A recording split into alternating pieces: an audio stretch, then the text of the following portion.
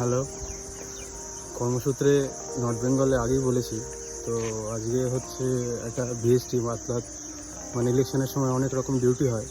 তো সেই video surveillance টিমের নোডাল হিসেবে আমি এখানে ডিউটিতে রয়েছি।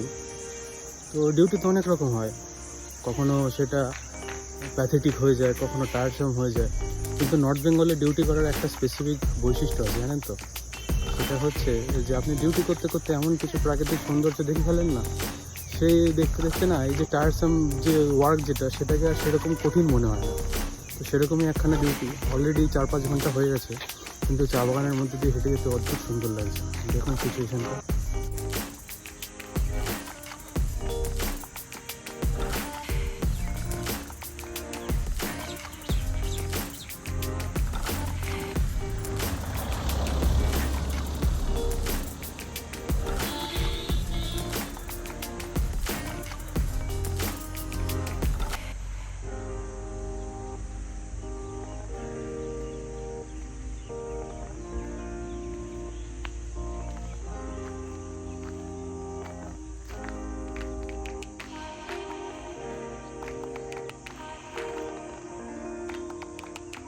এখানে দেখা যাচ্ছে যে দুপাশে চা বাগান, মাঝখান দিয়ে ছোট রাস্তা। যারা হচ্ছে আমরা সাউথ বেঙ্গলের মানুষজন, তাদের ক্ষেত্রে একটা জিনিস হয়, সেটা হচ্ছে যে মানে চা বাগান, পাহাড়, পর্বত, সেইগুলো হচ্ছে মানে একটা অদ্ভুত শান্তির জিনিস হয়, তাই না?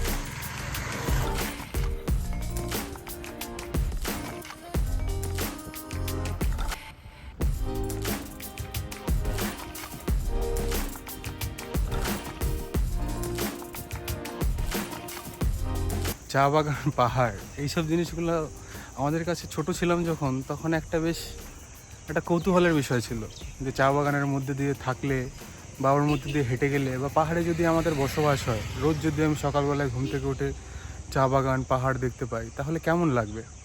তো সেই জিনিসটা না আমার রোজ হচ্ছে।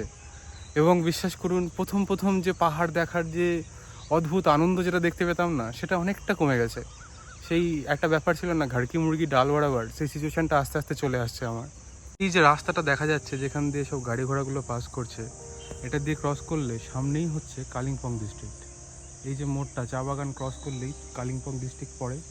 এবং সেখানটায় গরুবাথান বলে একটা জায়গা রয়েছে, যেটা প্রথম টুরিস্ট স্পট দার্জিলিং। হ্যাঁ, এখানে একটা কথা বলার আছে, সেটা হচ্ছে যে সামনে যে জায়গাটা রয়েছে, রাস্তাটা, ওখানটায় না আমাদের নাকা পয়েন্ট আছে।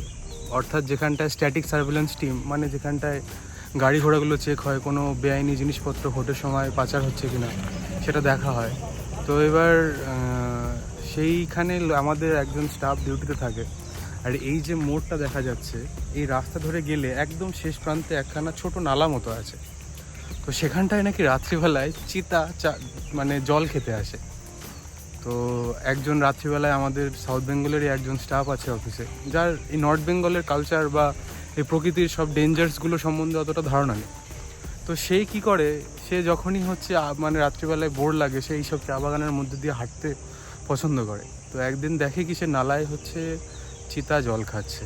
সেটা দেখার পর থেকে হচ্ছে সে মানে যখন ডিউটি করছে, অ্যাকচুয়ালি ডিউটির হাত থেকে তো বাঁচার উপায় নেই, সরকারি চাকরি যারা করি আমরা, তো সেই চেয়ারে যে বসে, বাথরুম ছাড়া আর কোনো কাজে সে হয়তো ওঠে না পুরো টাইমটার মধ্যে। 8 ঘন্টা টানা ডিউটি, ঠিক আছে, মোবাইলে বসে বসে বিরক্ত হয়ে যাবে, তবু সে চেয়ার ছেড়ে আর ওঠে না।